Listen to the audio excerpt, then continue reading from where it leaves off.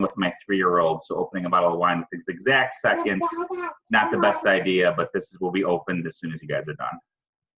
Okay. So 6, 7, and 8, good, interesting years to compare. So when I talk to people, hear me? Mm-hmm. Okay. Yeah, and like I said, in general, when you're talking, you stare at the camera? At the phone, yeah. At the phone? Yeah, that's the camera. Oh, that's it. No. Sorry, forget. Well, oh, I see. So we're in the corner up there. Yeah, I don't know why. That's what I was trying to talk about. I was trying to have it so that would be bigger, so it'd be easy to see yourself up there. But I don't know why it's focusing on whoever's last. Yeah, we couldn't have figured the whole thing onto the TV. Yeah, something like that one. There is a way to do that, but next time. All right, here we go. This is 19. Yeah, this is 19. See, it just has a little more nose. Look, we have people here. We have spirits, Korean spirits. What? What's the story behind it? This is a Chang Sung. This is like a totem, and you put them just like the ones we have outside. People put them outside their village to keep away the bad spirits. That's why we have those out there. Yeah, it's worked really well. Well, it does, because there's a lot of what I call hot dog spirits on this island. And you can see them, like, you know, if the light's just right and they're in a certain, but when they come here and they see the Chang Sung with that big mouth, yeah, they know that they would eat a hot dog in a minute, and then they leave. Yeah.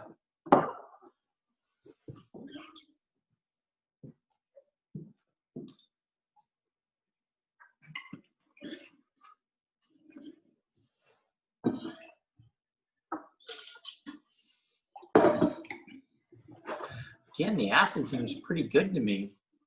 On the Sauvignon. I mean, it's like getting my teeth, actually. What do you think? I'm still on the Semillon, but even the Semillon's got pretty bright acid. Pretty bright acid. For being a more full-bodied palate, kind of. Yeah. Deep, I guess, deep flavor nose. I mean, most people are making their wines different from this. They're getting much more fleshy. I mean, I don't know, maybe, because I just had that coffee and everything. It took me a while to get used to this. That's true.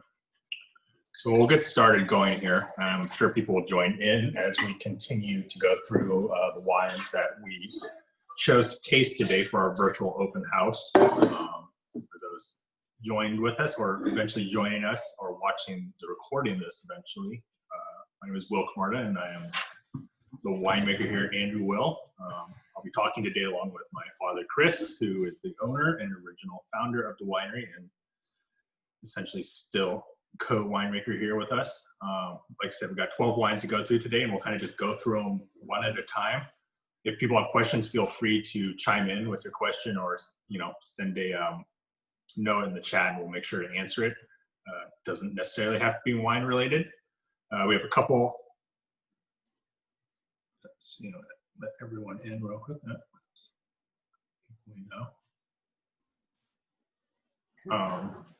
Yeah, like I said, we'll go through the wines. If they're wine questions, great. If not, no problem. Like I said, we got a couple hours here to talk. And like I said, we'll get started here in just a second.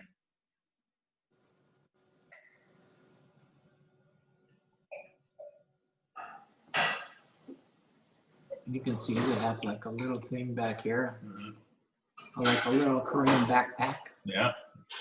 That was right where the invention of backpacks actually came from Korea. Yeah. You can see this here, stolen by REI and many other people. But the Korean people have been very generous about it, and they don't really care. And then this is a rendition of, what's his name? Yeah. Him. There's a good chance. That's him. And this is two of his people who are just there because they're worried about this thing here.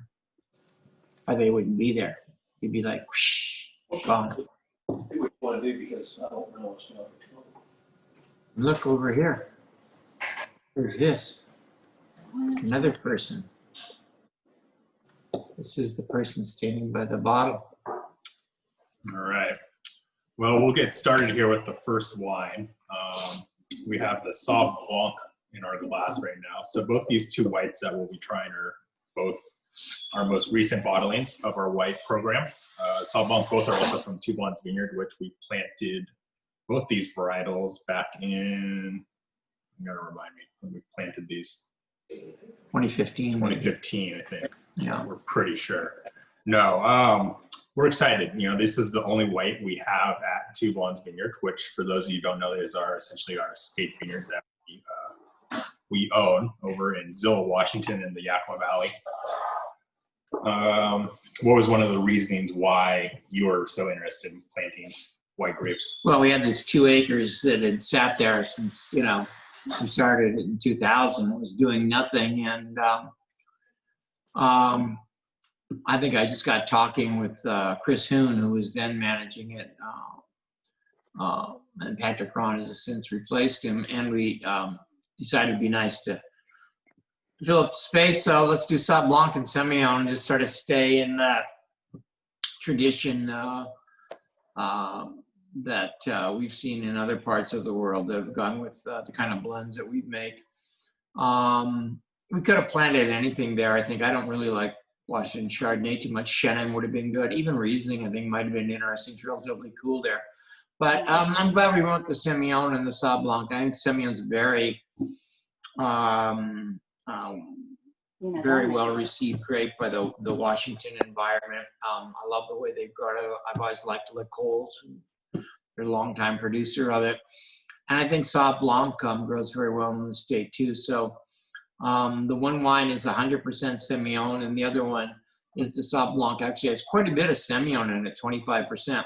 It's a heavy-bodied, thick kind of a grape. It reminds me, not in flavor, but in the body of some of the Rhone wines in Marsanne.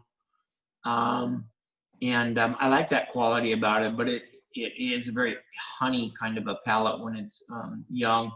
We'll see what this does over age. I expect the wine will age for a very long time, like Chenin. We actually have some of the Chenins we've made in the mid-90s that taste pretty good right now. And those are wines that, unfortunately, almost all the Chenin Blanc's been pulled up in the state and other places. It's interesting to me why they've done that, because it's actually a great grape.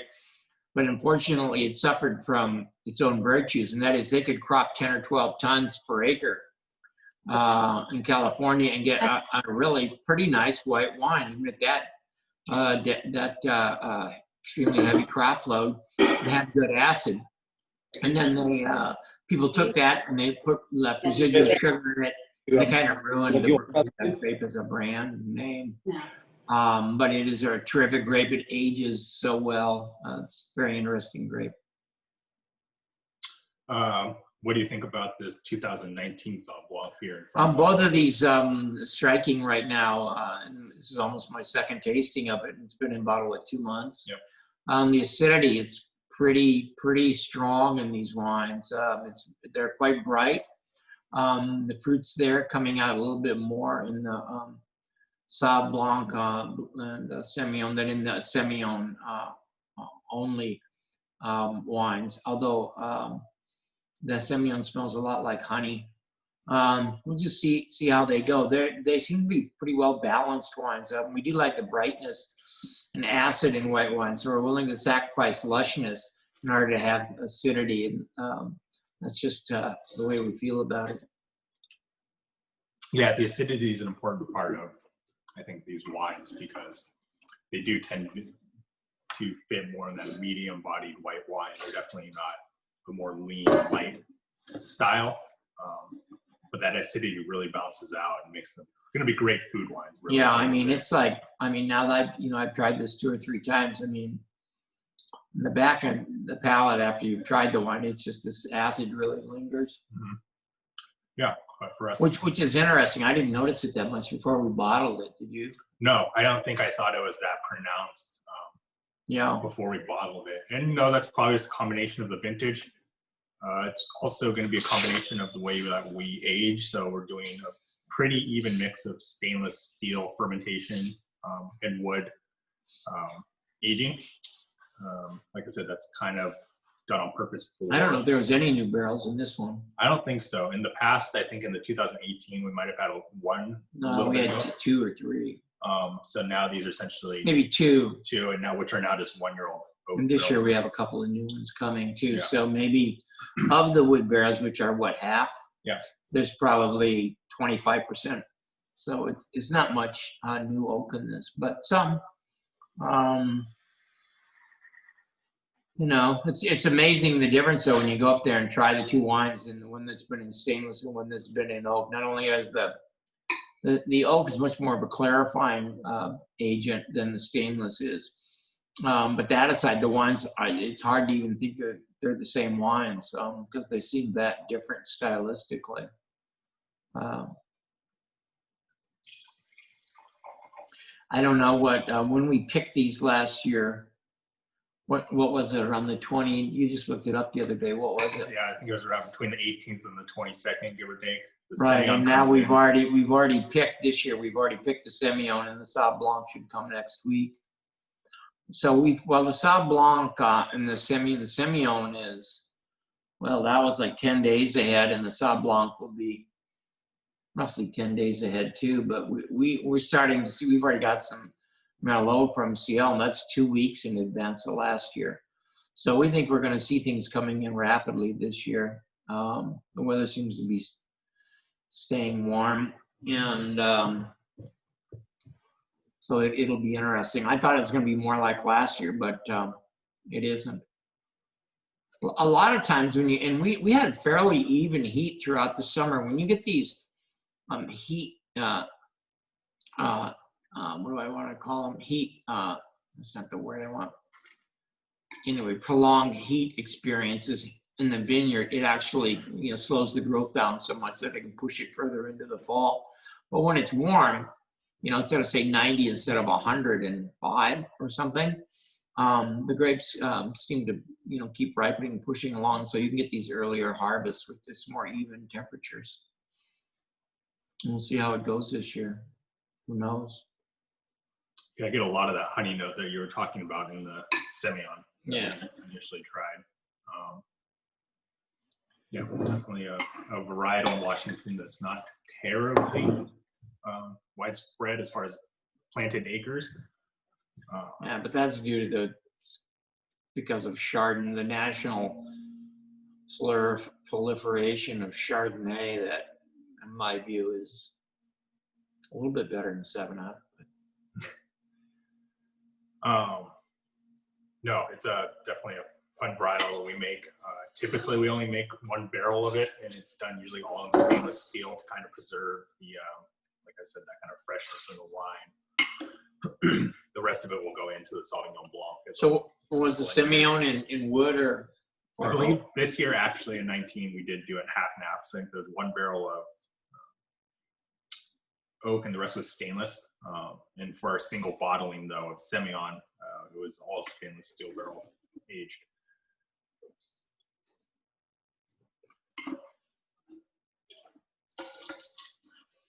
Yeah, it's starting to open up even more now. It's really, really pronounced honeycomb. I mean, smells like honey, tastes like honey. Yeah. And it's funny, I don't get much other fruit though. It's kind of a one-note samba so far. Yeah, I mean, it's got a little bit of kind of like lemon rind. It's like a real kind of like deep lemon flavor. It wouldn't be something like the juice or the flesh. It'd be something that's a little bit more deep. You could even say it's. When these grapes, making white Bordeaux, I haven't tried that much white Bordeaux recently. I have some in the cellar because I like it to age a bit, but I usually like Hospital Feed, I think, is except from Graves. Prices are pretty good on it, but it has that kind of lanolin quality to it when it's older that is attractive to me. And I think that's partly that honey, that wax, it's kind of a honey wax, honeycomb kind of a quality that when it starts to become a secondary quality in the wine is attractive.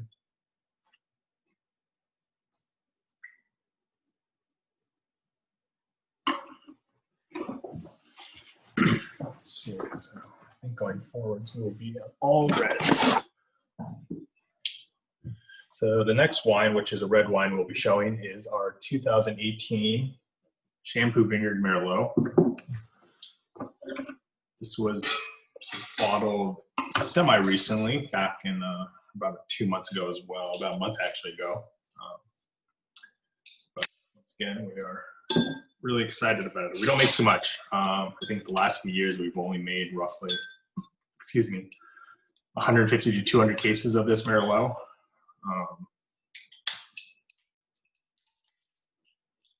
We're big fans of it.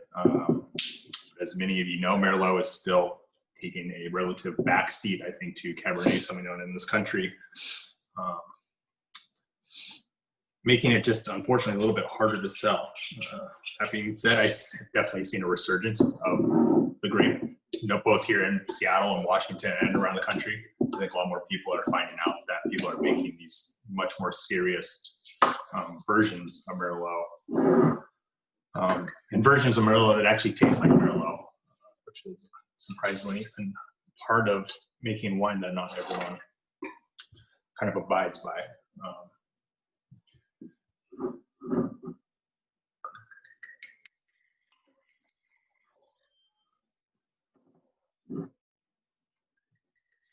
This will be only our second vintage of a Merlot dedicated 100% from Shampoo Vineyard. James, so Yep.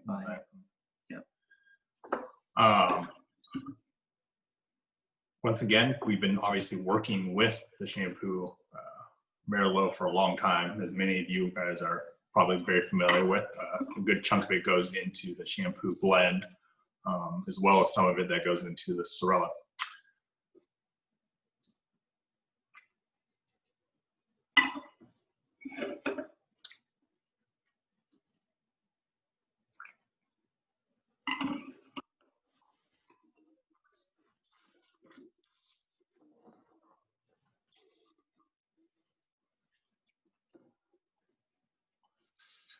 I mean, right off the bat, I get a lot of that kind of just red fruit. There's actually a little bit more deeper dark fruit that I might not always see in Merlot. I think that's a big testament to the Shampoo Vineyard that's just got these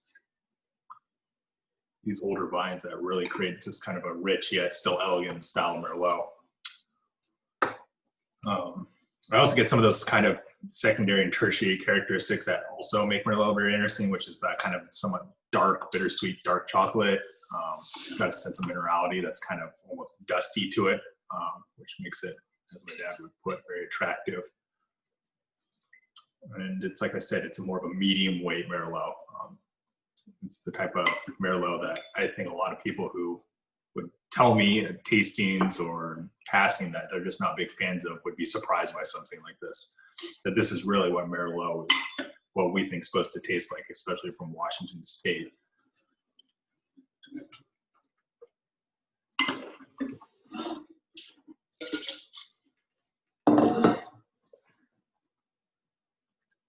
Any thoughts? No, I don't know. Just in passing, I was just trying to bring to mind some of the ones I like from Bordeaux, since I'm always interested to see the differences between the two areas, and there are vast differences, and there's similarities. It reminded me of the fact that Denis Duranteau, a winemaker who I very much admired, passed away recently. And his wines were L'Église Clinée. And I actually was able to visit him quite a while ago, but he's very gracious towards us, and it was very interesting to see that. I don't know. His wines always seem more huskier to me, and thicker, heavier. I think his wines are like 20% Cab Franc, about 80% Merlot. But, you know, unless you put the wines next to each other, it's hard to compare them. I think the memory plays a lot of tricks with you, unless you're trying wines all the time from the vineyards you're interested in comparing. You know, one of the interesting things about Washington is that there are actually years and very successful vintages where the wines compare to other regions more than to some regions. People think because we're in the United States that somehow we're going to be like California. But the Cabernets here aren't like California wines. They're like European wines, whether they be from Bordeaux or even, you know, whites or the Cab Francs are somewhat similar to Loire wines. The Loire wines, I think, are more austere, and ours carry more fruit with them, which is the way it often is with American wines. And that's something that it's been hard, I think, for people to understand. And it's also a problem with the national writers who constantly want to compare everything in the United States. If you're making a cab, you compare it to Napa. If it's Napa, it's compared to, you know, the first growths in Bordeaux, and the comparisons really aren't very interesting. Some of the wines in the Southern Hemisphere compare more interestingly to wines in the way they're currently making them in Napa. I don't think that was always true, but the way the winemaking has been accepted down there through the thinking of a few national wine writers has prompted them to continue this homogenous, rather, I think overbred sort of wine making that's losing itself eventually. What do you think of personally of the kind of just style of Merlot, or what have you seen over the change of the years since you've been working with making Merlot since obviously the early 90s? Well, I mean, stylistically, there was always a problem with people wanting it to be Cabernet. I mean, one Merlot I can, Merlots I can think of from California, and they would, you know, dump Cabernet into it to give it more backbone. Well, that's not the point of Merlot. The point of Merlot is to be soft and to drink, you know, earlier. That's what you want in the wine. If you don't want that, don't buy Merlot. You know, if you want, like, you know, a lot of backbone and whatnot, you can get Cabernet Sauvignon.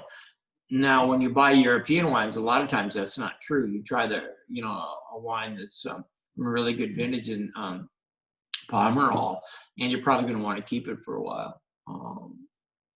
Won't have as much fruit as we have in our wines. I don't know, stylistically, it was popular, so winemakers were making it. How many winemakers are saying that they really like Merlot? I don't know. I have. Even when I worked in restaurants, I liked Pomerol, and I liked seeing Emillon more than I liked Bordeaux, more than I liked the Left Bank wines. That had to do not only with, they were much cheaper, and they're ready to drink earlier. They were nicer wines to serve in restaurants. So that's what attracted me to them. Eventually, I just didn't care so much about Left Bank wines. I still don't really. When I buy wines, if I have the money, which hasn't been so recently, you know, I'm going to buy L'Église Clenay, I'm going to buy Louis Chateau Sertan, and Les Vangiles off the top, those three wines, and that's good enough for me to get from Bordeaux. If I have more money, and there's a few others that I like from Saint-Emilion that I can't even think of the name of the one right now. It's much less expensive, and I don't mind buying it. Grand Maine is one that I bought many years. I didn't like a couple of the vintages recently, but the older ones, I mean, the wine's really good. It used to be like $25, and you can keep it a long time. The wine was great. So I don't know what stylist. I mean, we're pretty much doing what we've always done. I think you've got your own ideas about it, and they've pretty much been in line with what we've made. I think there's a sophistication in that's taking place, especially at Two Blondes, with the aging of the vines, and so that while the vines may not have become any heavier or bigger, they are more sophisticated, more layered.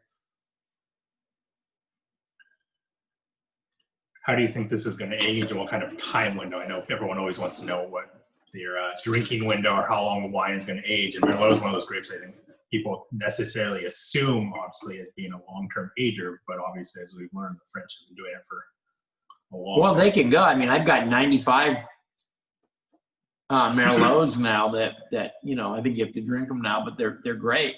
Some people like to keep them even longer. I think this wine is reminiscent of just sitting here right now, and it hasn't been bottled very long. It's reminiscent of a 06. The 06s drink great right now, and the 04s.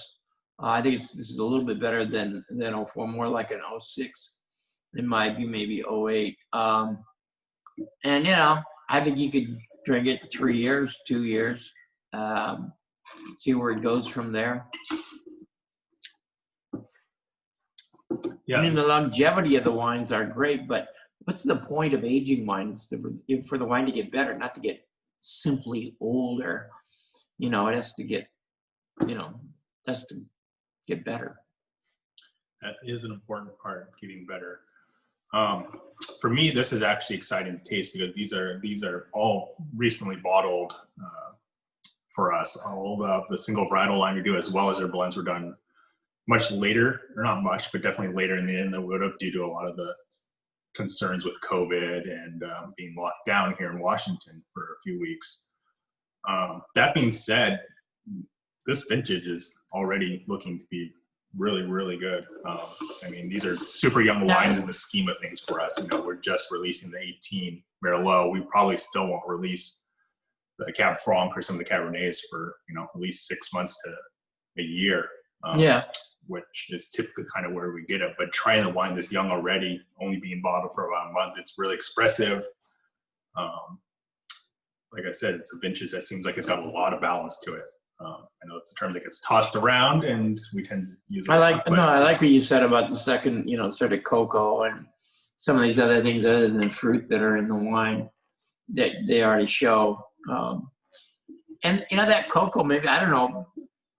Some people I know who I respect a lot, they keep talking about that when they try wines from Shampoo Vineyard. Yeah, I think it's definitely one of those grapes that also gets looked over at Shampoo Vineyard, which we actually now are co-owners in. We do grow a majority of Cabernet at the vineyard, which is what you see a lot of the labels that coming out from Quilceda Creek, Woodward Canyon, being their Cabernets. But the Merlot has always been a very interesting part of that vineyard, and a reason why we continue to use Empowers a heavy portion in a lot of our blends, and even considered doing 100% Merlot from that vineyard. I mean, it has some tannin, but it's just not anywhere near the forefront. I don't know. We'll try the wine a little bit later and see how it goes.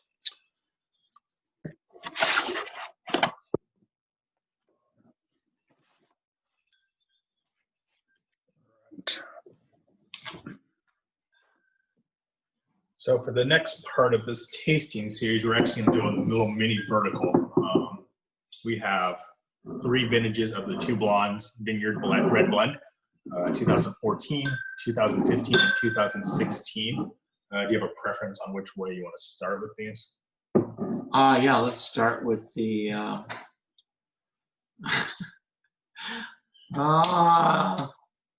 let's start with the 14 and go to the 16. All right, so we're going to start with 2014 Two Blonde Red Blend. Looking at the back of these, I don't know what the other one, this 15 is 33 Cab Sauv, which is quite a bit for us. 33 Merlot, and actually a lot of Malbec, 17%, 70% Cab Franc. And then the 16 is a bit different, 60% Merlot and 16% Cab Franc, and then like half as much Cabernet and half as much Malbec. So the Merlot, some more Merlot in the 16. These blends can come out, one way or the other. I'd say it's typical for us to see in the, what's the 14s, like 60% Merlot. Let me see if I can figure out the blend here. So for the 2014 Two Blondes blend, we have 56% Merlot, 20% Cabernet Franc, 15% Cabernet Sauvignon, and actually 9% Malbec. Yeah, so that's sort of like the 16. So it's going to be like 75% Merlot and Cab Franc. And we may see that change here. The block that we get our Cab Franc from, as we change the irrigation on it, it's looking like it's jumping up, getting to be a lot better fruit than what we have had out of it. And it's, you know, it's gaining in age too. It's almost 20 years old. So we may see more Cab Franc in these. But in general, since we'll be drinking pretty much all blends from here on out, you know, and people always ask, you know, how do you come up with blends? Do certain vineyard designated wines have a specific blend that we stick to? We really don't. We have ideas based on previous vintages on what we want to do going forward with the new blending of a new vintage. But really what dictates it is really what fruit is, you know, going to be the most beneficial for the wine. And that's why you'll tend to see on these blends, they don't typically say the exact same every year. We obviously are going to utilize all the varietals that we grow at Two Blondes in the wines. But based on how much percentage of something like Merlot or Cab Franc can actually pretty indicative of how the vintage went. Like I said, in this case, having this much Merlot, I'm trying to think back. So I guess before I go on, do you have any thoughts on the 2014 vintage as a whole? Yeah, I liked it a lot. I mean, you know, it was a fleshier vintage, a little bit fuller in the mouth than 13 had been. 13 is a little bit more restrained, a little bit more, reserved kind of a vintage. And I thought the 12 actually was more like the 14. And we're seeing it age, you know, I think along those lines right now. It's it's a little bit reductive. Something that, you know, we see often in our wines. Before you go on, just because not everyone always necessarily knows the aromas or the notes that would go with the term reductive. For you, what does that mean when you mention reductive? Or what are the characteristics of reduction when you see it, especially within our wines? It's kind of hard to describe it in positive terms. It's somewhat, it's a kind of a muted floral experience, but it isn't a high-toned flower like the wildflower and stuff. It's more like something a bit repressed. I'm trying to think of a flower that would that comes to mind. I haven't come up with anything right now. Something that gives off an aroma that's floral, but isn't really spiking up at you the way roses or some of these other things do. It's also, it has a slightly earthy complex to it that goes with this floral thing. Not totally like loam or anything like that, but a kind of a dampness to it. The way you might, if you turn over some leaves or something, you might get a whiff of that kind of a smell. So it's something that you find in nature more than in the forest than you would in somebody's garden, I think. Yeah, I get that a lot. And I kind of interrupted you there.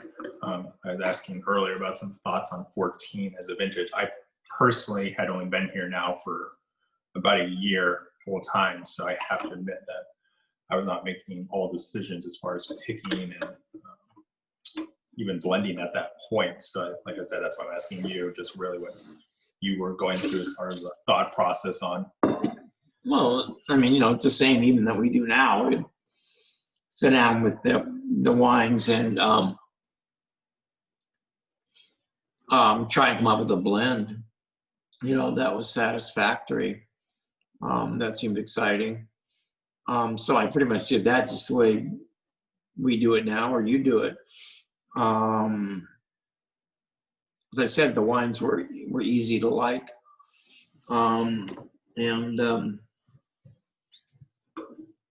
Except for this wine is like 75, and I can believe this is like got 60% Merlot in it. It is quite soft.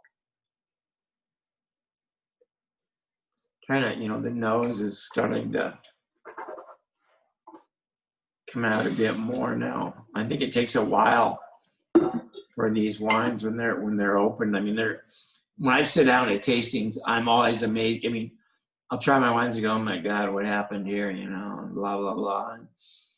But after you've tried them for a couple of hours, they really start to show in much better. You can get a much better viewpoint of what they are. I mean, they, you know, people use that image of a Polaroid or something as it develops over time, and I think that's really true with the wines that we make.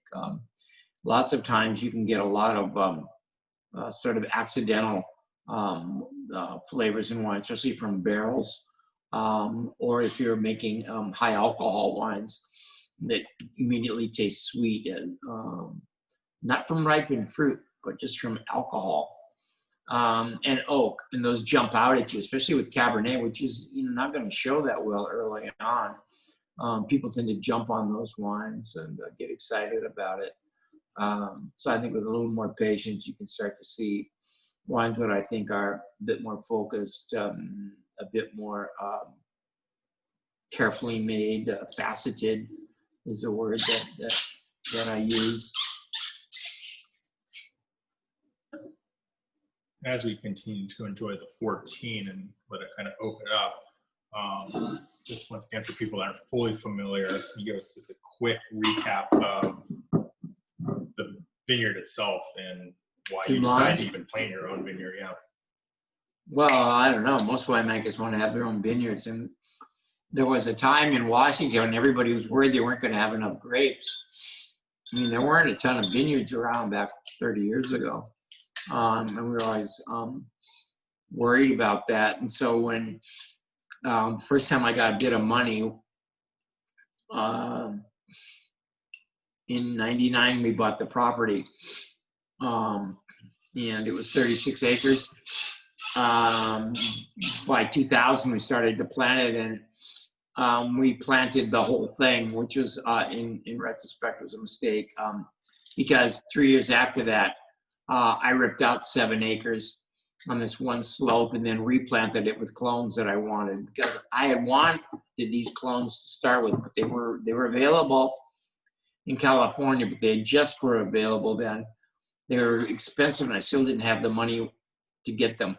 So we went ahead and planted things, and instead of using stock from vineyards, we tried to own root them and everything, which is what was common then.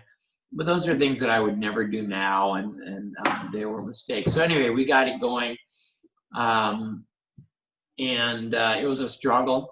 The soils could be from 18 to 36 inches. We had cleachy under parts of them, and the root structure was such that with the drip irrigation, we were actually going past the roots. The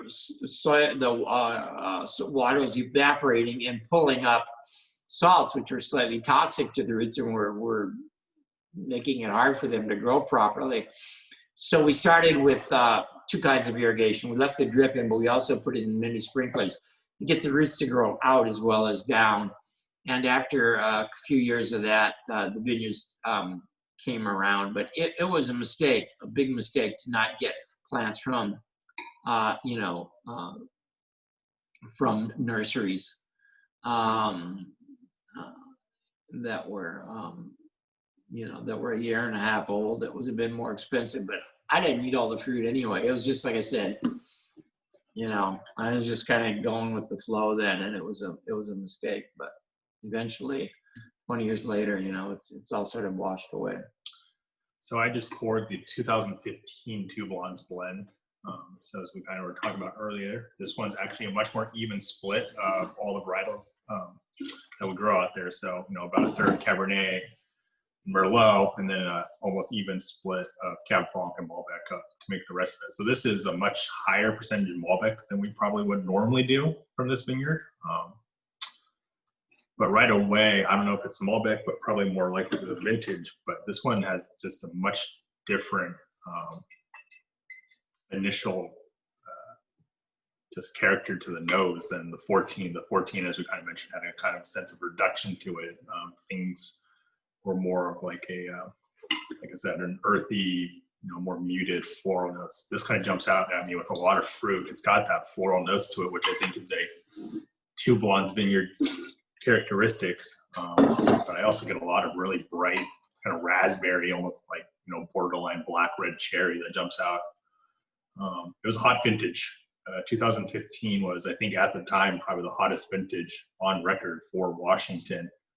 So hot though that actually what happened, you saw, is vines shutting down though.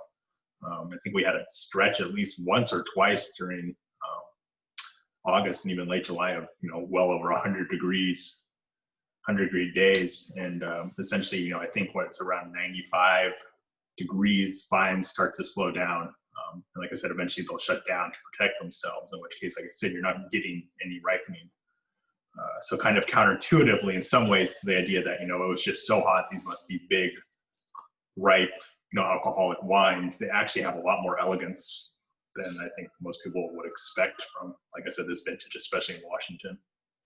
Yeah, I remember being surprised. The fruit kept coming in, and I was expecting stuff to be really jammy. And it was like, you know, relatively, you know, it was 25 bricks. The acids were good throughout. Mm-hmm. It was really weird. I mean, it was actually weird. There's actually probably more, you know, a better acid structure on those wines than will, you know, when they come in, you know, a slightly more acidic structure, structurally speaking, acidity to them than we'll see this year due to this sort of even ripening. Well, this is a different wine from the 14 for sure. I mean, it's a different structure.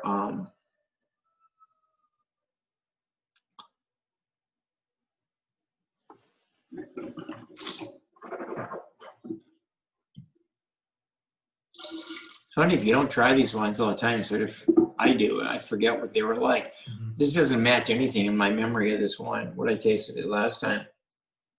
Because it was much more, I mean, much more apparent to me what I was tasting. But like I say, you know, if you just wait a while, even a couple of hours, then they start to really develop.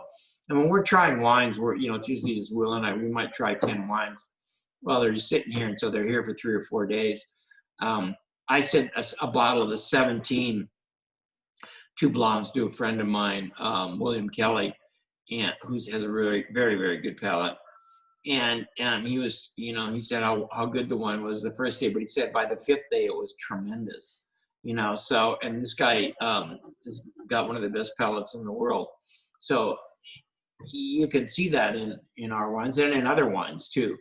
I mean, you know, young wines can just be open for quite a while, whereas you know, wines that are 10 years old, and they usually won't hold that long. Although ours do pretty well that way. Yeah, no, this is fun being able to try these wines side by side. That's one reason why we decided to show 3 separate vintages of one wine, is because, you know, you try them every year. And Two Blondes has a really unique characteristics. I mean, you obviously can tell they're different wines if you're drinking them separately over the course of a few days or a month or even over the course of a year. But side by side, the differences are much more noticeable. And is one thing that just makes, once again, for us, winemaking so interesting, seeing those differences in vintages.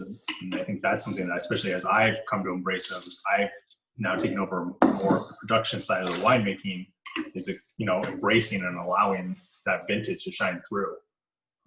For a winery our size and the style of wine we're making, that's a really important part of our philosophy. We don't need or even want to make a wine that tastes the exact same every year. We're not making a million cases of this wine where it's more essential for the name and the brand of the wine to show through rather than the product. In this case, like I said, what makes it just that interesting is, like I said, how different each vintage can be while retaining a lot of similar characteristics. Let's get the 16 open and see where we're at there.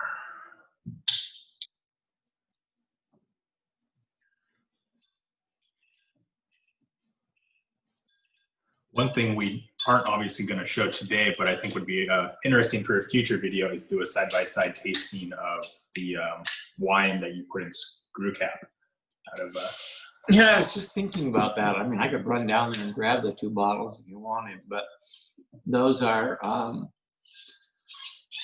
In '08, right? Mhm. It was the two blondes. So I had a case or two bottled with screw caps on them, and so that we could compare them to the wine with corks. It's been interesting. I took one to a tasting of a lot of Washington winemakers, and most of them preferred the one with the cork. It tasted more fruity, and the one with the screw cap was a bit more reductive. I tended to like that better. And another friend of mine I taste with all the time, he agreed with me there. But there isn't any, people always talking about the sulfur levels, you have to watch them and stuff. I guess it depends how much sulfur you're using anyway. We're not that heavy on it, but we use sufficient amounts. But I didn't notice any of the sort of nasty reductive qualities in the screw cap.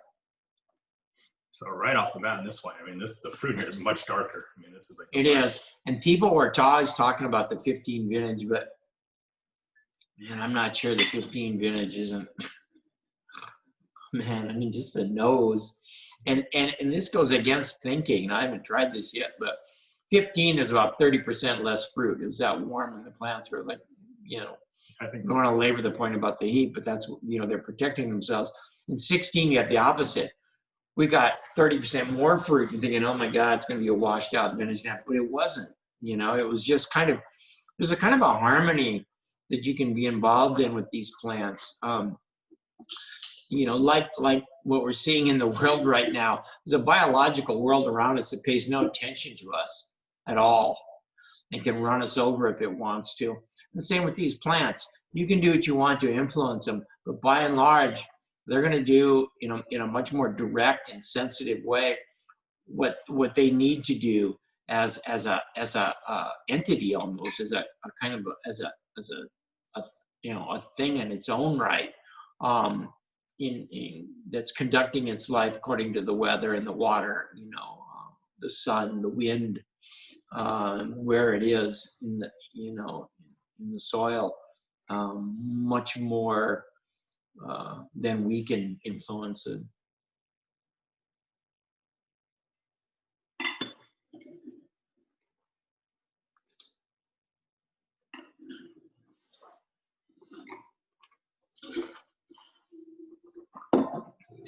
Well, it's not, as we suspected, it's not as full in the mouth as the 15s, but it has this other side to it of this more apparent interest in, more developed nose, I think right now, and a really, like you said, a really developed nose fruit-wise. Yeah. And on the finish, it's a much different wine than the 15. The 15 had a surprisingly clean kind of, not even really tart, but just a clean fruit, kind of red fruit flavor coming from it. This has a much more kind of, not necessarily even earthy, but minerality somewhere in between. It's kind of got this wet stone slate thing going on it that some people might pick up this maybe as bitterness. Like I said, I tend to see it more as a kind of just, it's like it blends itself to just more of an austerity. It's not necessarily, to me, it's just, it's different than the rest of them. I don't see that same finish on either of the two other vintages. A lot different wine. Yeah. It's a lot different wine, and it's, same guy making it, and pretty much same barrel routine and that's Which wine That's are great. we on right now? So we're actually on the 2016 Two Blondes. 2016 Two Blondes. Yep. Thank you. That's what we're. Yeah, of course. Yeah, and for people out there listening, if you have any questions regarding the wines that we're on, or questions, like I said, regarding the wines or not even related to the wines, feel free to ask. Yeah, like I said, a much deeper nose. Surprisingly, like I said, which I guess, maybe not surprisingly, the mid palate actually is a little bit leaner than the 15. But like I said, on the finish, it's also got this vast and kind of different, like I said, for me, this minerality that. it's almost broader in a way. Mhm. I mean, it isn't as heavy, but it's almost got a broader mid palate and everything to it. It's kind of a unique experience to try these three. I have a feeling the 14 is a little bit shut down though too. Do you I agree. sense that? Yeah, I think the 14s in general have kind of been more of a roller coaster as far. I felt like in the beginning they remind me a lot of 12, Yeah. very approachable out of the gate when we released them. So that would have been, for you guys, like the open house, 5 years ago or so, 4 years ago. It seemed really approachable. I thought it was kind of a wine though, just from the beginning, but it seems like I said, after a few years now being in bottle, it's actually kind of shut down. And you see that with wine. So what will happen again in another 2 or 3 years, possibly even shorter, it'll kind of bounce right back up. I think the fruit will come out a lot bigger. And as you see, just sitting in glass changed it quite a bit. I think that's the other thing to remember is whether or not what you get in the beginning will definitely be a different wine 2 hours later and even the next day. Yeah, it's exciting to see how Two Blondes has evolved.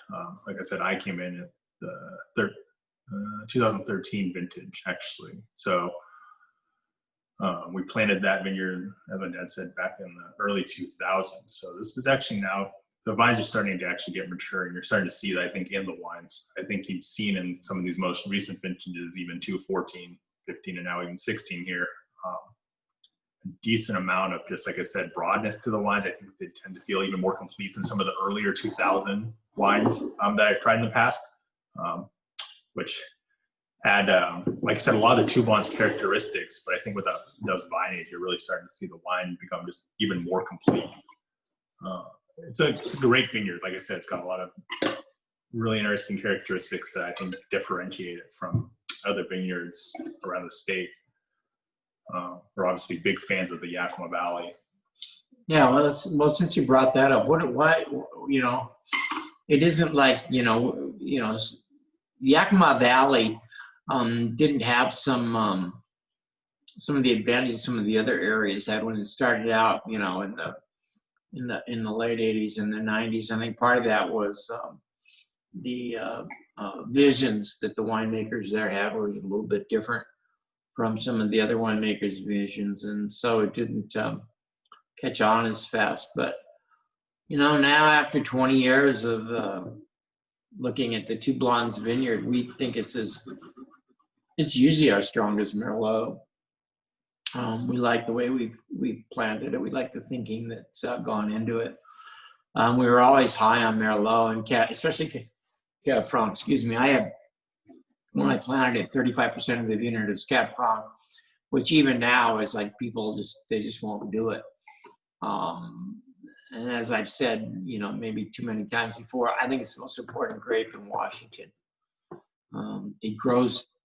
It's easier here. It isn't that you can't grow it other places, but it's easier here to have high quality fruit from a lot of people than it is to get that same thing from some other places. And that's, I think, the interesting part about the state, that we can grow such high quality Merlot, such high quality Cab Franc here with relative ease, and have really sophisticated wines. That's what differentiates us from California in large part, and yet the national market doesn't care.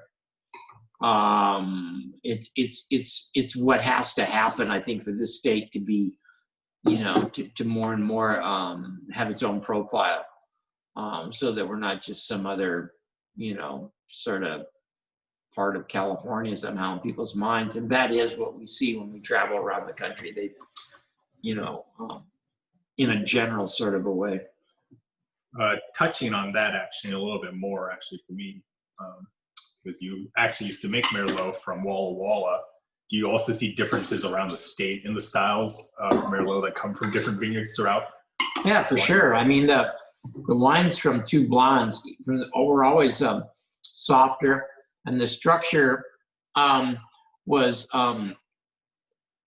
there, but was much more resilient than, say, the wines from Shampoo Vineyard, and certainly from CL, which is a more austere site. People that were like sort of European palate driven, who had grown up trying those wines before any other wines, would like CL more than others. They thought it was a very complete vineyard, classic chiseled kind of lines to it. Wines that, when you tried them, you wanted to just keep them for a while before you tried them. I think Shampoo is kind of a blend of the two. It kind of had this, fairly, good fruit qualities to it right away, and fairly fairly, big structure. And yet it didn't seem austere. On the other side, as I just said, is the two blondes, a resilient kind of a structure, nice fruit, and yet it had its own fruit qualities, and a kind of a floral sense to it, which is different. Syrilla and some of the wines we make from Shampoo also have this floral quality, but I think it's different in two blondes. It's a much more integrated kind of a quality there. I don't know. What do you think? No, I agree with a lot of that. Like I said, for me, like I said, I'm still feeling like I'm learning these characteristics of each varietal and each vineyard that we work with.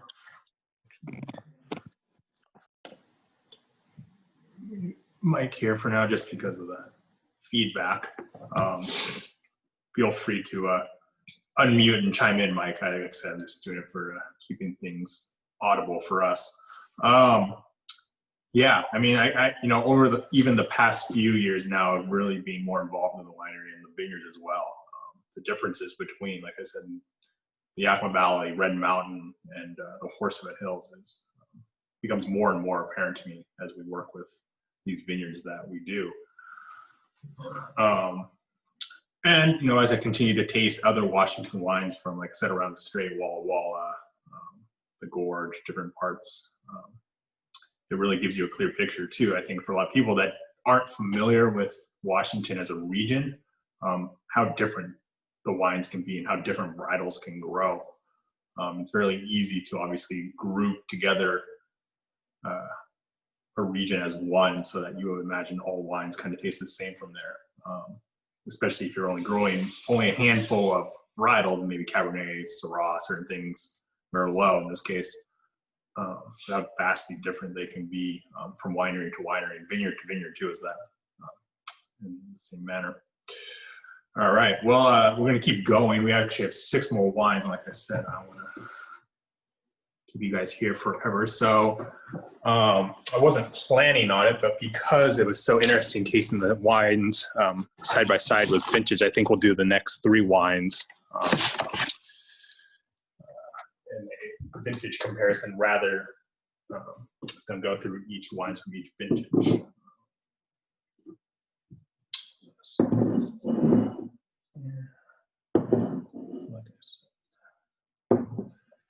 So I figured now, since we touched on it for just a second, Ciel du Cheval vineyard up in the Red Mountains, we'll try the 15s and 16s.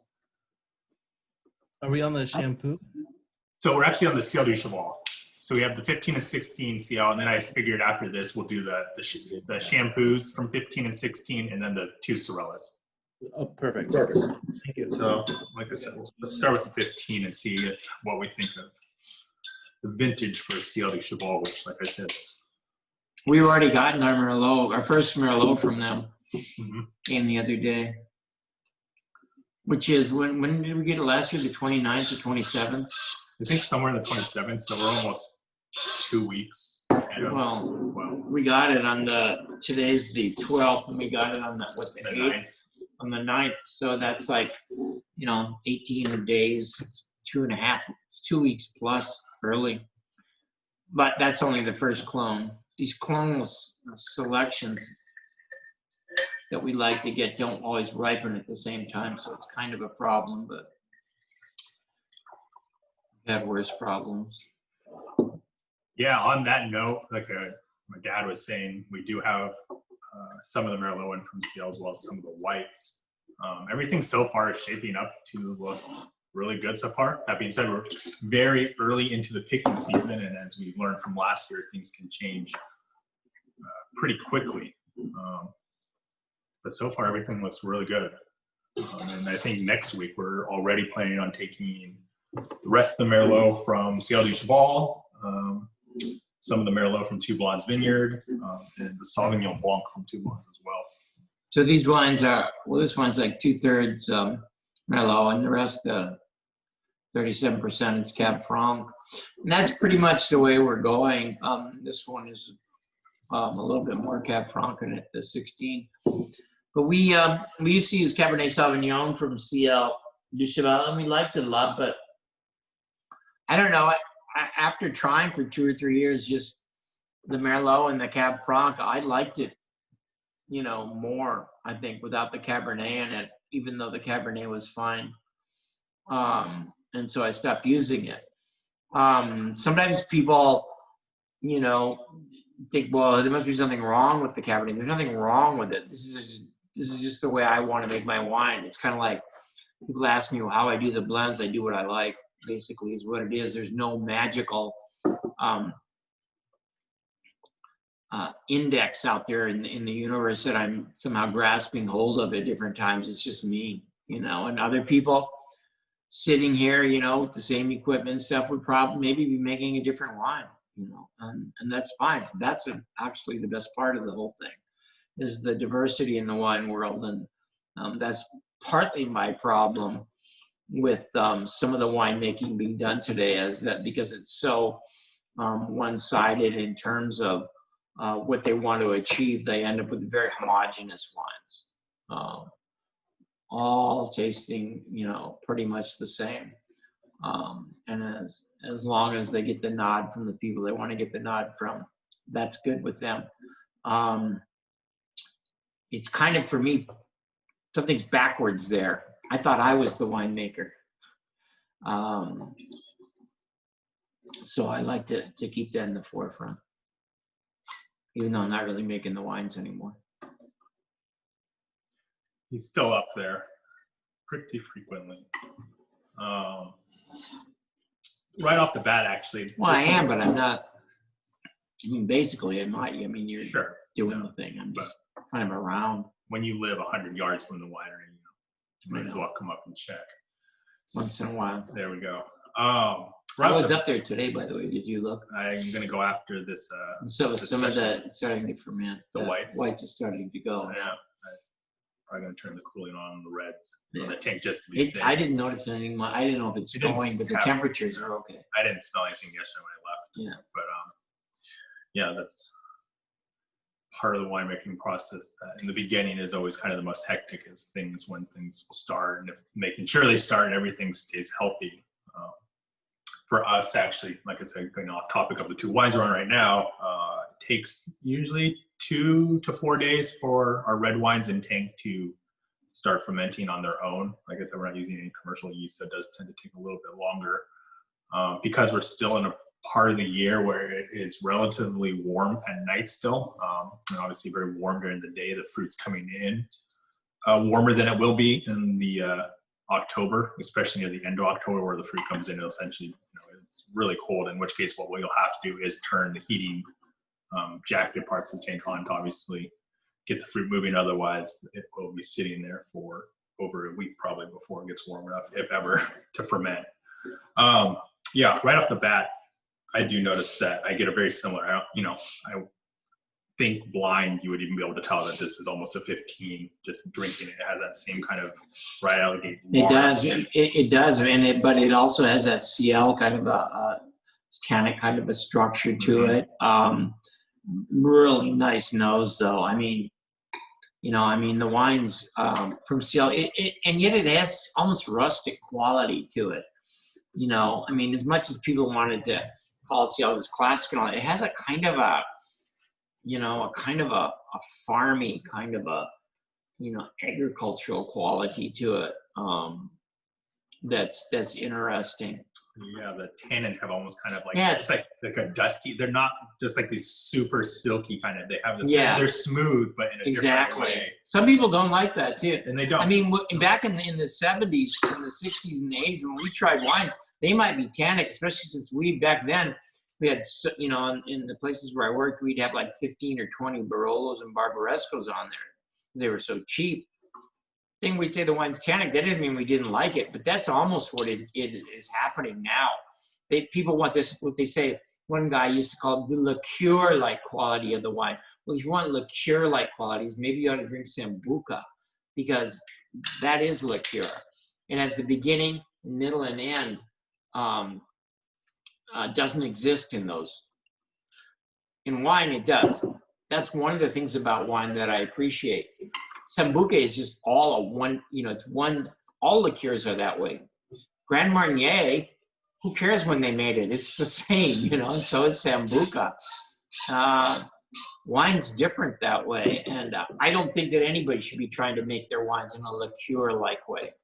You know, that was part of the heaviness, the virtues of heaviness, the virtues of you know, this kind of overwrought quality that was, in my view, overwrought, but they were saying was the way you should make wine, and it's not true. And you don't see it in European wines. It's just the craziest thing. It was only the American ones, and back then the Australian ones, before they fell out of favor, that had to be that way. Nobody was asking people in Europe to make wines like that. So a few tried. There's some criticism of them. I never really saw that, to tell you the truth. And they just kept on doing what they're doing. And if you went there and visited them, talked to them, you know, I mean, they were just making their wine, you know, like they did. You know, they had their own opinions of critics, whether they liked them or not, but they didn't. I wouldn't see this kind of movement towards everybody making their wines the same way. You know, that's what I just saw, not from talking to so many of them, but from trying the wines in Bordeaux. Yeah, this wine already is starting to change too a little bit in the glass. This is a good wine. I mean, this is you know, Ciel is kind of, even with me, somehow I've kind of not paid as much attention to it as I used to. It used to be, frankly, my favorite wine. When I started making wine, I always liked the Ciel the best. The two vineyards I started with were Shampoo, which back then, if you remember, was called Mercer Ranch, and Ciel du Cheval.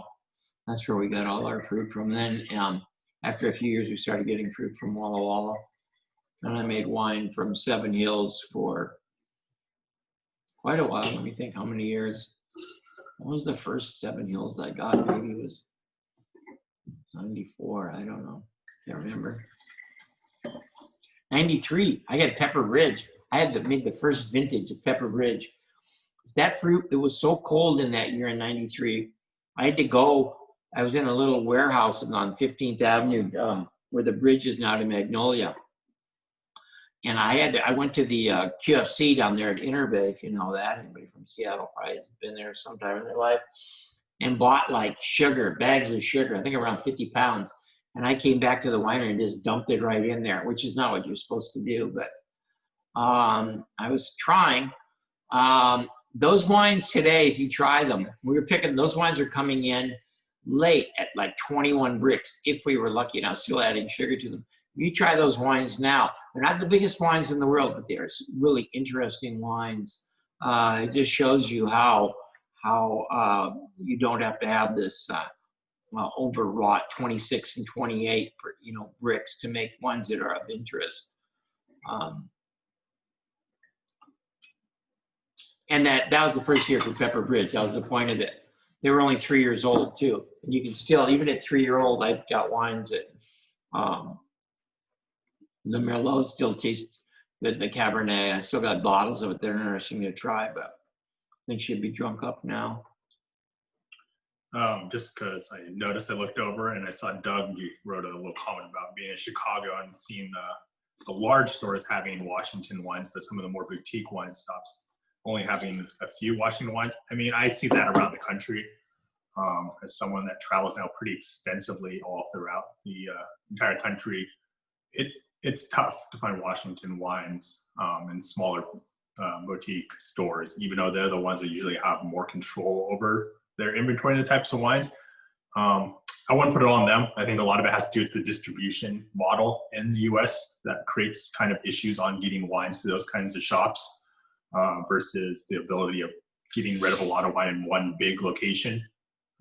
I know it can sometimes feel like for people selling wine, the amount of effort it takes to sell 6 bottles to a small shop is much more than selling 10 cases to a bigger kind of box chain retailer. And unfortunately, that small retailer might get left out.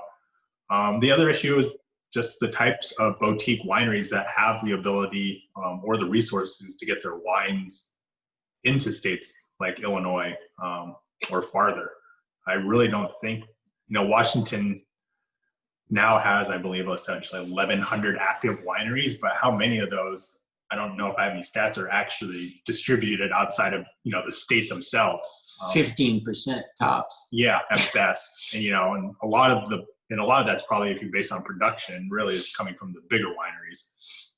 Yeah, but I mean, just in the numbers, you see some out there, but it is like, I mean, we actually, for whatever struggles and whatever ups and downs we've had through the year, and we've had a lot of help from outside sources. It's we've done pretty well. I mean, we may not be in as many little wine shops as we'd like.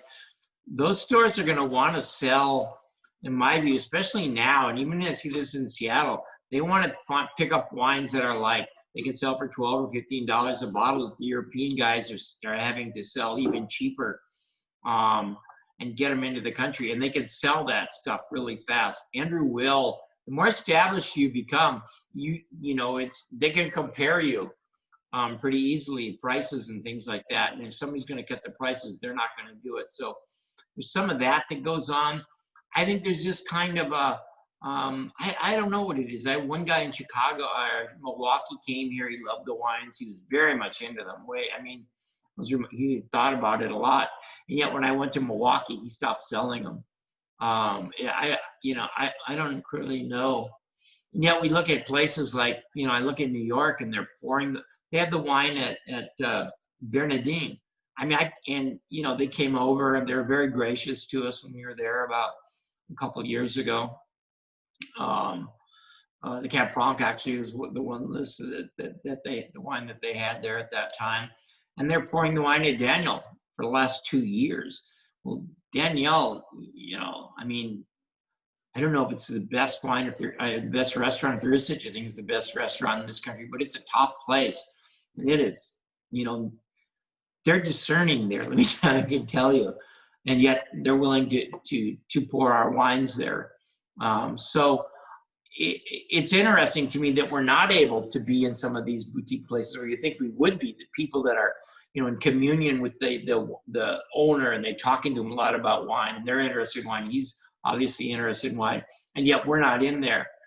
And these restaurants where we kind of shouldn't be are pouring us. I don't know. What do you think? I think some of that, once again, the difference between our presence in restaurants and retail shops also is going to come down to how people learn about our wines. In restaurants, you're obviously going to want food or wines that pair well with foods. I think that's one thing since my dad started making wines, it's always been a characteristic that's carried through vintage to vintage, is these wines have the type of structure, they have the type of acid, the kind of tertiary notes that pair well with food, and a wide range of foods, not necessarily the one note. They can only go with a steak.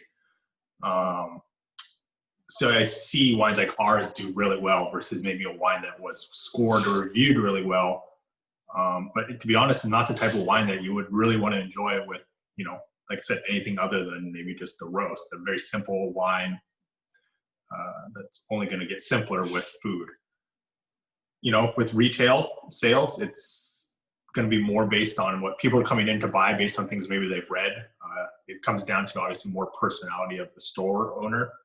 And at the end of the day too, it really comes on just education of Washington, obviously focusing on our region as a whole. That's a huge problem.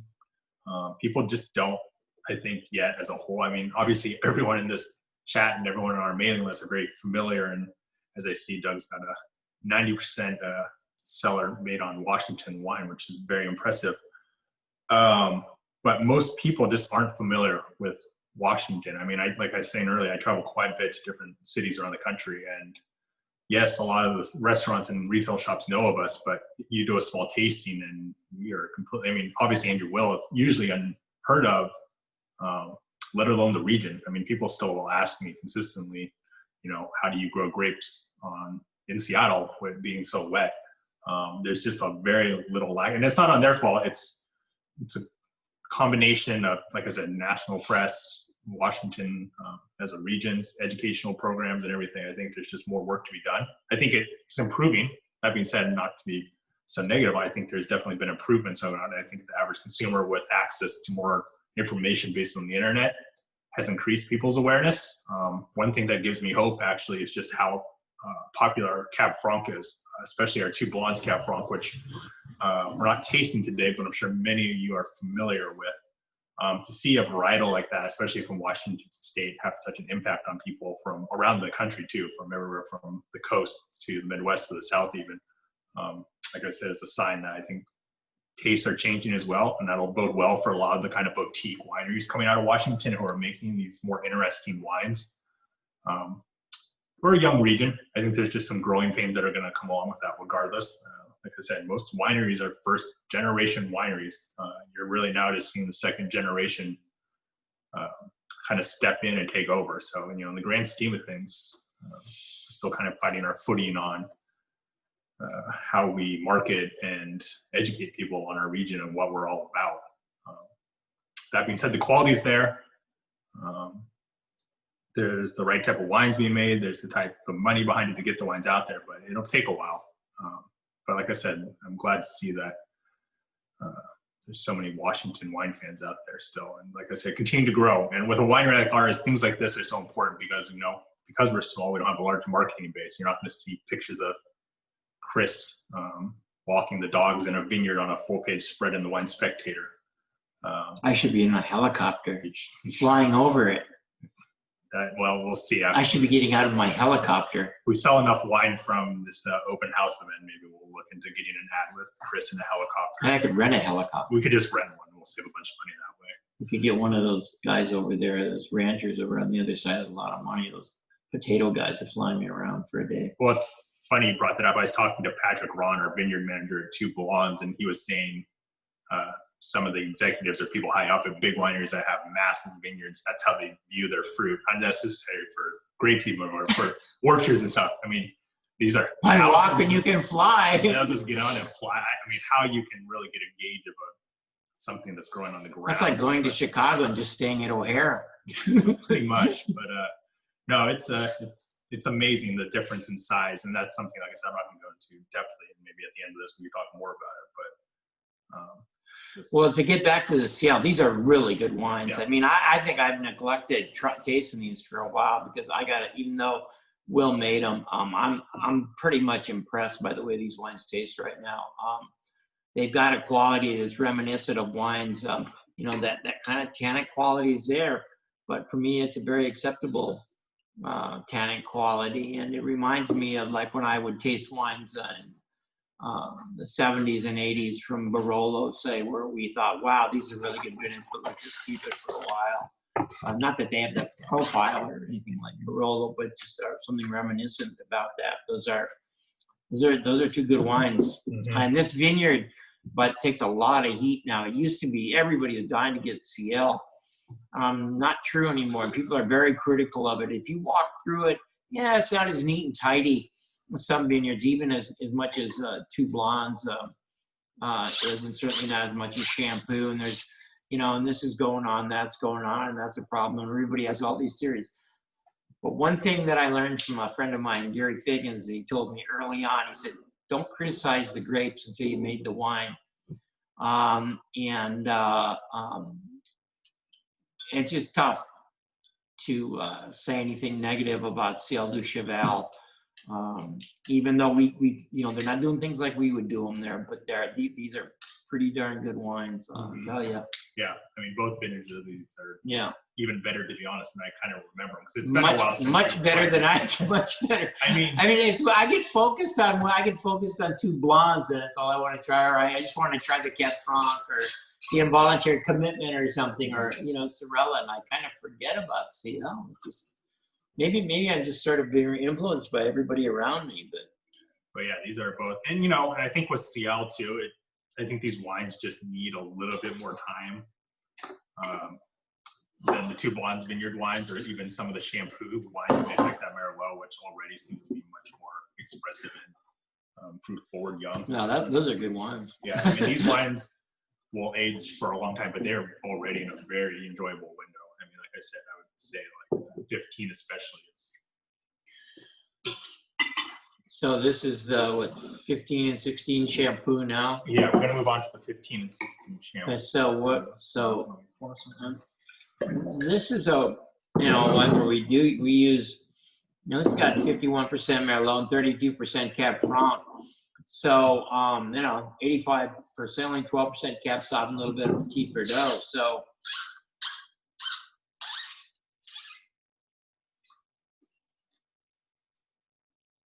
let's see. Yeah, the 14-2 Blondes is definitely one of my favorite wines. I think it's actually been probably the most different wine out of all the wines we've tried today. I'm glad to see it's doing well in Florida. We've actually always had a pretty good presence actually in the state of Florida for some time. Whoops. So I'm glad to see they're carrying all those wines.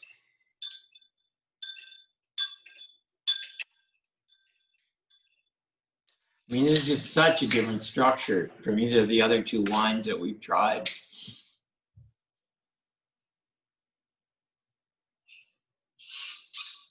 I mean, it's just like the way the vineyards are. I mean, this is like, they kind of show the way I was trying to describe them, and just, I don't know why I'm surprised. I just said it's the way it is, and started reaffirming it in my own mind. So you are now on the 2016. Yeah.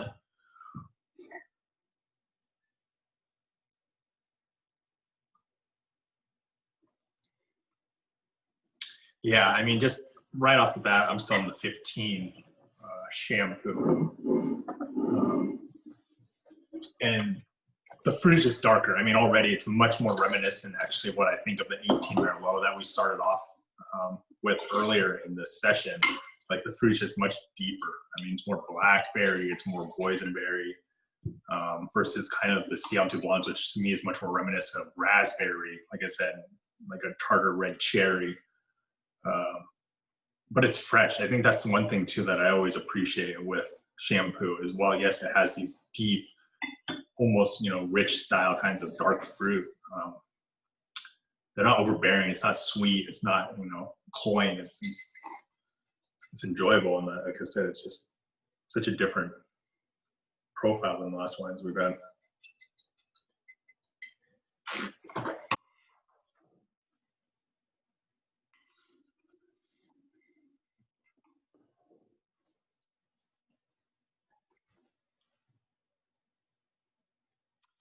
Yeah, well, once again, yeah, thanks for that comment, Doug. I mean, I think that, like you said, there's some chat going on, and Doug's mentioning, they're trying to plan a national wine conference with 600 people in Seattle, and the wine commission wouldn't even return their call. What? So it sounds like he had to reach out and try to do it one by one to get it to work. Yeah, I mean, those are the kind of things where there's definitely a lot of improvement to be done. Florida's a big market. I think there's a lot of people that are already very interested in Washington wine, but there's so much more that can be done. And it's, like I said, unfortunately, it's disappointing to hear that. I mean, education is frankly has been and is our biggest issue. There's no wine atlas of Washington. I mean, we're mentioned in some books, and Paul Greggett wrote a book about Washington, was much appreciated and all that.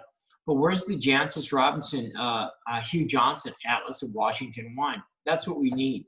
We need somebody, to start promoting that. And it's partly a problem with people here too. They're out marketing their wines and all that. They want to sell their wine. They want to make Cabernet. Well, like I said, I don't think Cabernet is the best grape here. I mean, it's good. And we see more people making blends now. But there is no no sort of, what's the word I want? No sort of a thinking that everybody is sharing in, that we could project out throughout the country that says, this is what Washington is like. Oh, yeah, well, I thought you were like, no, we're not like that. This is what Washington is like. I think that's going to happen someday. I don't know, it's just, I won't see it soon, but it's a problem. And even, like I said, even a lot of people don't share that with me in the state. They don't want to work on it. I mean, I always have this, the metaphor, like the Mormon missionaries, I mean, you know, I'm not much interested in Mormonism, but boy, do they get out there and they knock on those doors. And that's what I would like to see in Washington. We should be our missionaries for what we got going. Otherwise, you know, we make 1/10 of the wine that California makes. And California makes 1/10 of the wine that Spain makes, and 1/10 of the wine that France makes, and 1/10 of the wine that Italy makes. So, and those governments are all behind them. So, you know, we just need to speak up for ourselves. We don't have to be giant. We don't have to be in size or anything like that. But I do think we need to start to form some kind of a identity, which is discernible for the general public. Yeah, the 16 of the shampoo is also really nice. But once again, shames that same 16 vintage characteristics with the rest of the wines we tried, both the Cielo and the two blondes. Got a really nice softness to it, and that's a lot of the Merlot, you know, being 50% Merlot in this wine, lends itself to that kind of plushness, which is really enjoyable as a young wine even. The only real big difference, I guess you could say, for these two as far as varietals, you know, there's no Petit Verdot actually in the 16, and there's significantly more Cabernet Sauvignon versus Cabernet Franc between the 15, which is Cabernet Franc, more Cabernet Franc than Cabernet. You know, it's for us, for me, it can actually almost be more interesting sometimes. I mean, the Syrah took wine next tends to be one of, you know, it's definitely the most popular wine we make. But there's definitely years of shampoo where you almost, at least in the beginning, and maybe because it's all that Merlot, that can actually be more interesting. The Syrah, you know, being a lot more Cabernet, it's got more Petit Verdot, typically tends to, for me, to take a while to get going. It's the type of wine that's going to need more air. It's going to be better definitely on the second or third day.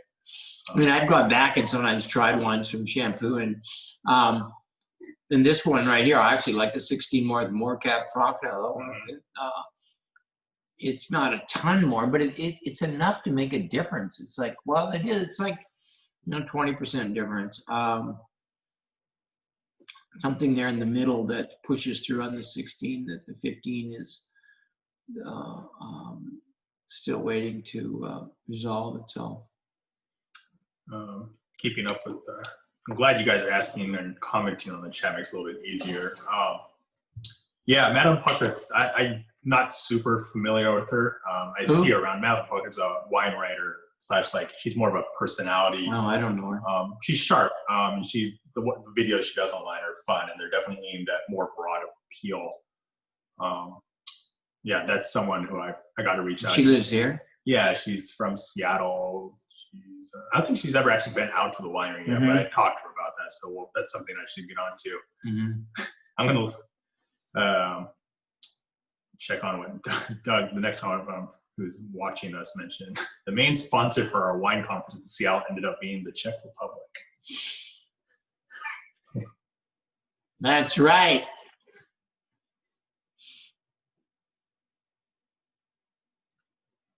I don't know what I can say about that politically. It's kind of it's kind of beating around my head. I don't know. No, like I said, it boggles the mind. Yeah, I guess. And who's supporting wine in Washington? Czechoslovakia, our brother country. Yeah, these are both really nice. And like I said, these will continue to get better as they open up. The 16 seems a little bit more tight to me than the 15. Probably could just a year younger.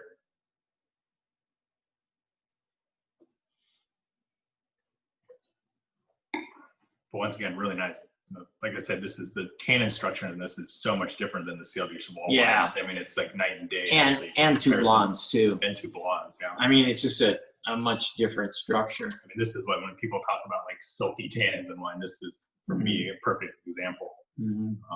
Like I said, you can sense the structure in the wine. There's no sense of, you know, flabbiness or anything that would make it too soft.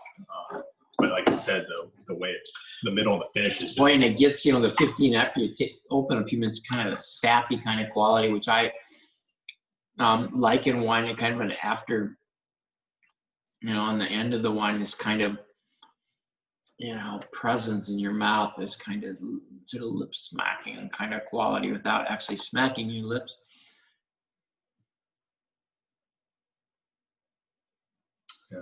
Yeah. No, this wine, I mean, I frankly, I mean, just in the few minutes of it being open, the 15, I'm liking it better than I did at first. I was kind of like, what's going on here? But, you have a wine like that that's that young and you open it up and 3 minutes later, you're, coming out with some opinion about it. I'm always a bit reticent about that because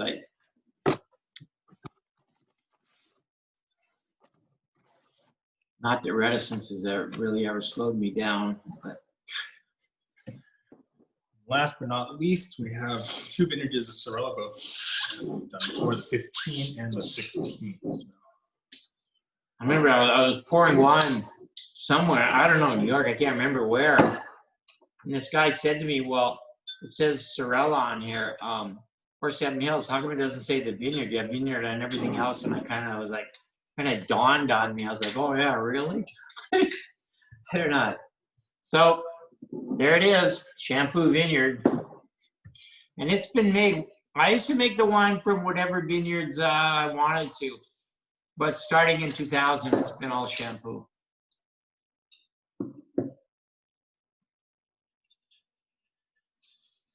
I just went with that because it seemed more consistent. A lot of the things I did and when I was starting making wine had to do with trying to form some kind of a structure that I could follow over a period of time so that somebody like from Mars, say, who landed here and said, well, I want to try some wine from Washington, could take 10 vintages of Andrew Will and seen wines from, major areas in the state. And could see what one guy did with these vineyards and get some kind of an idea of what Washington could be like. And that's what I followed. It's what I tried to do. I kind of never saw what I was doing as the end of anything. I just sort of saw it as the beginning of something, a kind of a pioneer. I don't really like that word, but a kind of a pioneering, effort. I was trying to establish something in my own mind. And see what happened. I mean, almost the first time we poured wine that we sold wine publicly at McCarthy and Shearing, I think it was probably in 1991. And people asked me, how long should I keep the wine? I said, I really don't, I don't know, I can answer that question pretty easily now, but that's what people were interested in, and they were interested in this vintage, this thinking of, and so we wanted to make wines that would fit into that. My idea of a successful wine was a wine that would become more interesting as it aged. And there's a few wines that stick out in my mind that I wish I could. I think that 98 Lévangile, which I've had 2 or 3 times, thanks to a friend on the East Coast. And I'm telling you, that is an outstanding wine. I mean, that is like a great wine in my view. We hope someday the wines are viewed that way by somebody.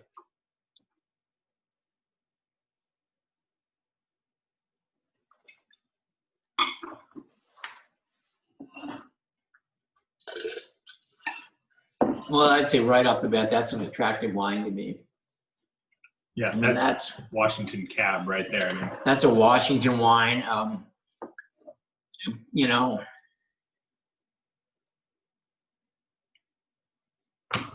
It's just attractive wine.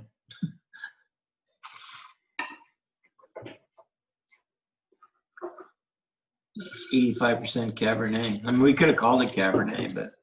Yeah, and people have asked me that in the past. Why don't we just change it to Cabernet? I get a lot of restaurant people actually always ask me that, mainly because it's just easier to sell something labeled as Cabernet versus kind of the red blend category, which totally can get kind of lost, especially in bigger menus. Part of it is, I think, to keep things in a sense of level of consistency with the rest of the blends. Part of it's that we don't want to be constrained to have to call it a cab in the event that a vintage where we really only think that 60 to 65% of it needs to be Cabernet to be the best wine it needs to be. And that's the beauty of making wines and blends, is we're not beholden to this formula that we have to do. That being said, the Sorella does tend to always heavily skew towards Cabernet as the dominant grape, but it varies. I mean, we've had vintages that are as low as I think 67% Cabernet up to 85, 87%. For the 15, which I'm still on restart, we're looking at 85% Cabernet, 6 Merlot, 6 Cab Franc, and 3 Petit Verdot. I can definitely see that this is like I said, a heavy Cabernet. It's got all the just classic Washington characteristics of Cab. It's definitely still also got a decent amount of restraint, which I like in this wine. Yeah, I mean, this is an example of, like I said, when people want to know what makes Washington different than California. This is the type of wine that if you have the chance to put it side by side with something from Napa or Sonoma or anywhere within California, I mean, you'll see a difference. And I think that's one of the reasons why I appreciate Washington is because of that difference. There's characteristics that are obviously going to be the same, but there's just a certain level of depth and complexity, even in young wines, that we see, especially in our wines, that is what makes working here and making these wines so fun. That was another thing that early on people used to ask me, what's the difference between California and Washington? And I was like, I don't know what to say. I know something I never thought about, really. I mean, it wasn't anything that I consciously thought about. So things that I talk about, I've usually thought about a while. And it took me a while. I said, yeah, well, what is the difference? And I think it's this sense of California wines are heavy shoulder, bigger wines. They tend to be more full body than our wines are more full bodied, frankly, than I think first growth Bordeaux's are. They're, for me, what they have is tremendous amount of leveling of flavor and a tremendous variety and it, really exuberant expression of those flavors, and not so much just how big the wine is, how thick it is. It reminds me of somebody sticking corn starch into a soup and it gets thicker. They say, well, don't you like it better? I say, well, not necessarily. It's about the flavor, isn't it? Those are some differences I see between us and California. It's just, people, winemakers down there want to talk about big raspberry and big this and big that. They always want to talk about, I have big blueberry. I'm not interested in that kind of wine. I understand why people are, and there's nothing wrong with it, but we want to make wines that have more to it than that in terms of a variety of flavor in the wine, and the experience can be singular rather than homogeneous. And I think that's starting to change. So I guess my only counterpoint to that is I think you actually now, though, start to see more Washington wines, though, that also emulate that California style. And you're seeing more California wineries, I think, actually going back to wines that were made probably back more in the 80s.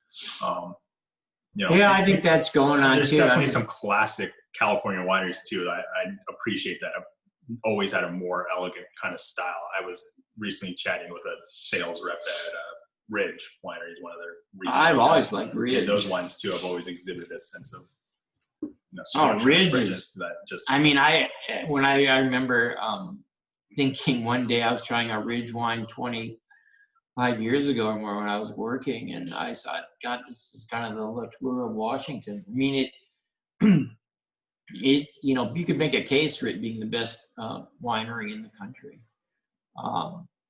if there was such a thing. I sort of don't think there's a best, but you could make a case for it.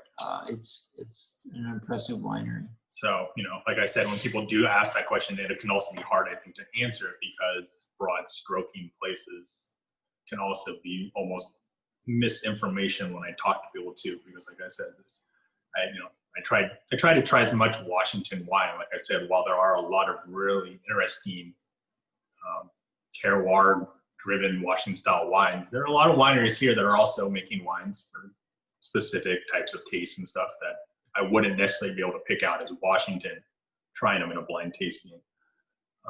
But all that being said, like I said, I think Washington still is a very unique place, and the people truly making wines on scales, especially of our size, that are taking advantage of all the things that show off that terroir, whether it's using less new oak, spontaneous or native yeast, is where you really start to see those differences stand out and what makes this unique. And like I said, with the Sorella too, one of those wines that you can just really see.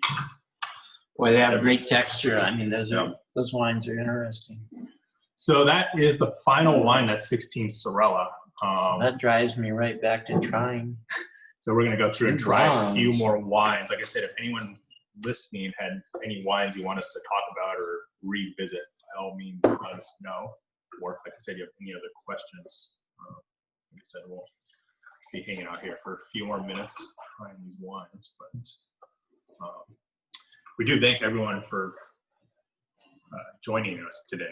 Obviously, with everything going on as far as COVID and now with wildfires and the smoke here, there's a good chance that this event wouldn't have happened live anyways. And the fact to be able to get in front of a few of you and hopefully more of you later this evening is great.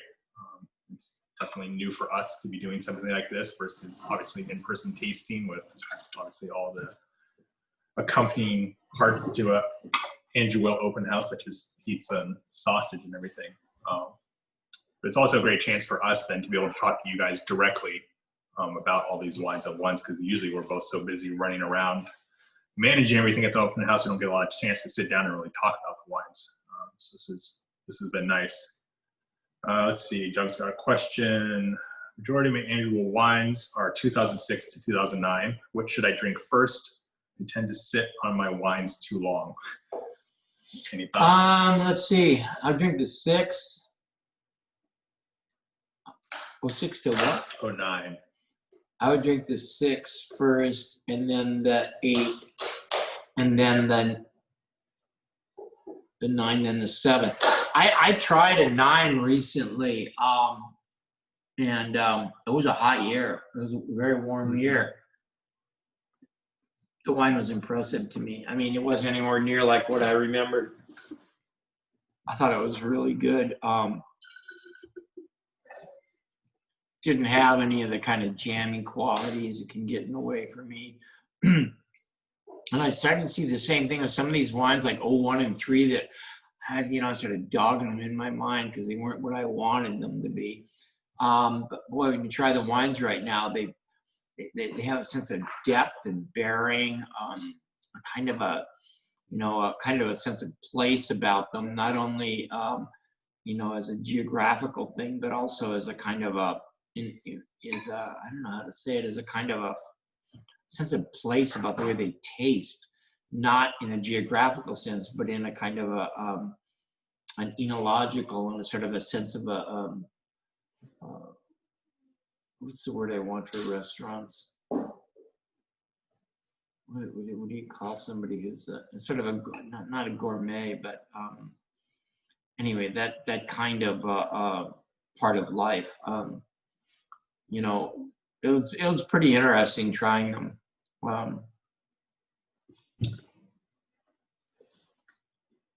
So now I'm thinking more about the 16. I actually find the 16 to be more kind of like the 15 and the 15 to be like the 16, weirdly.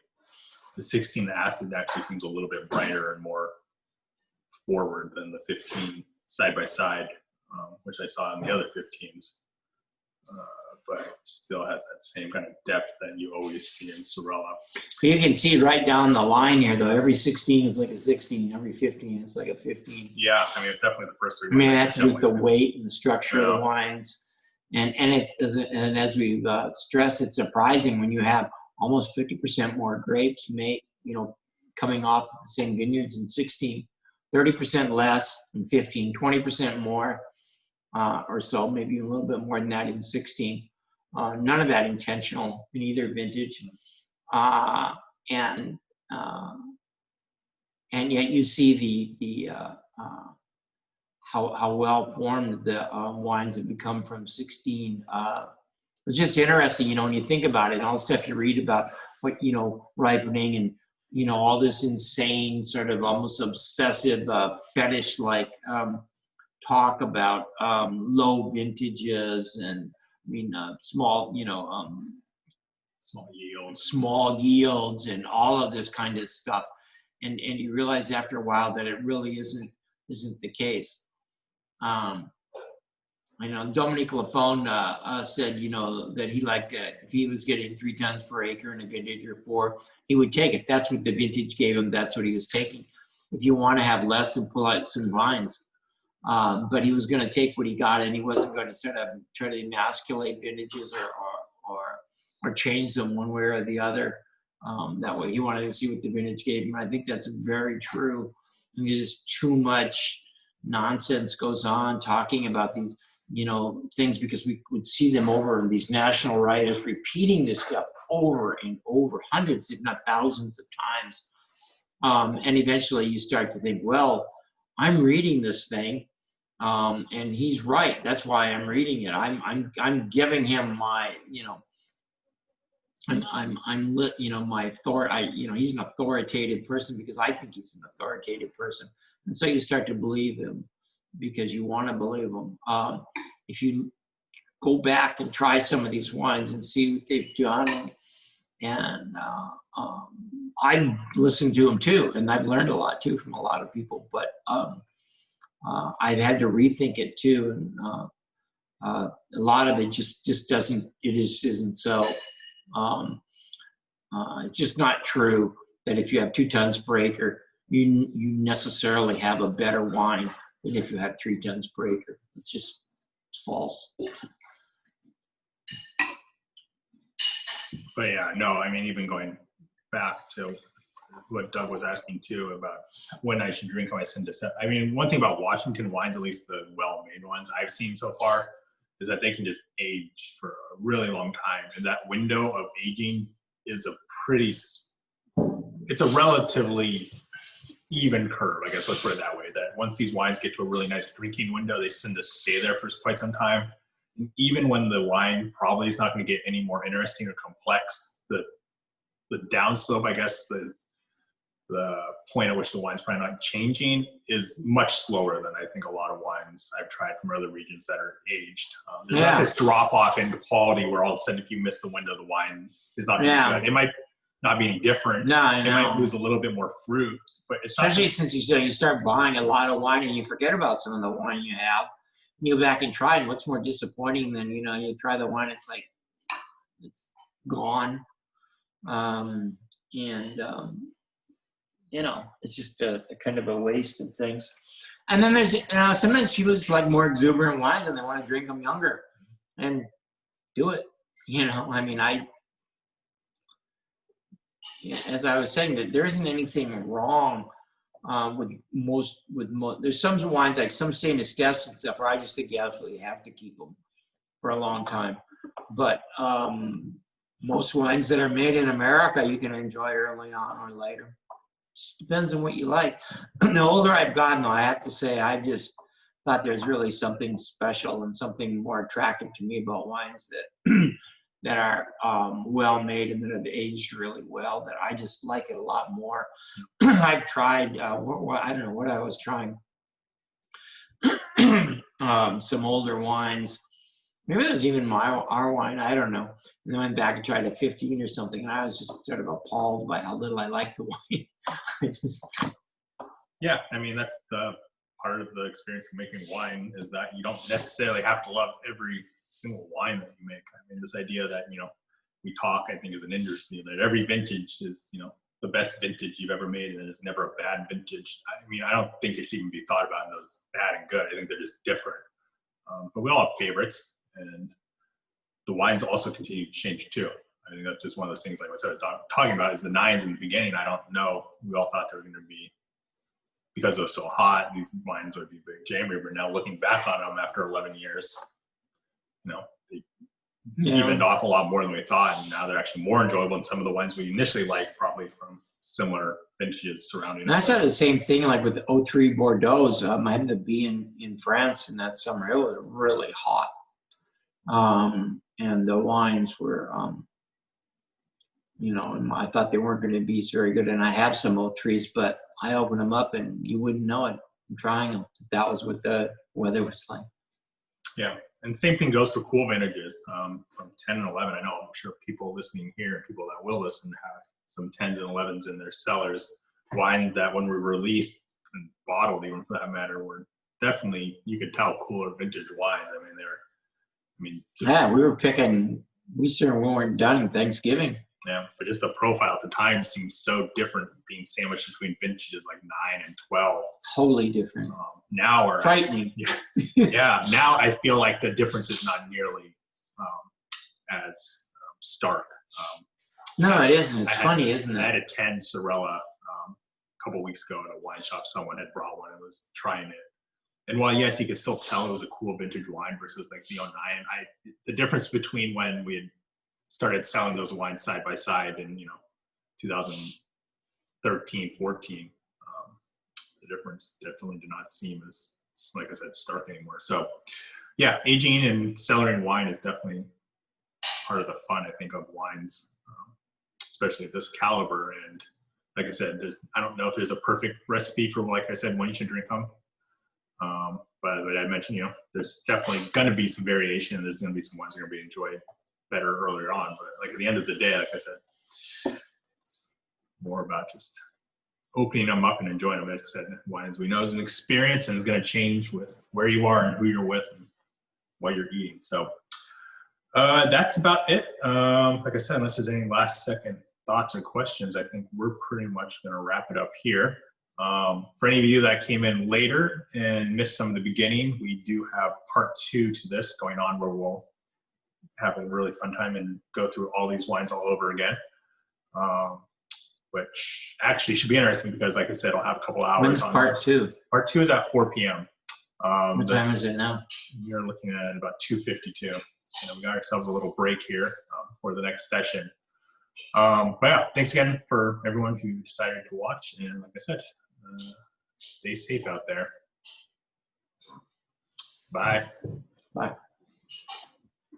Thank you. Yeah, of course. Enjoy this. Thank you. Of course, yeah. We're loving the wines.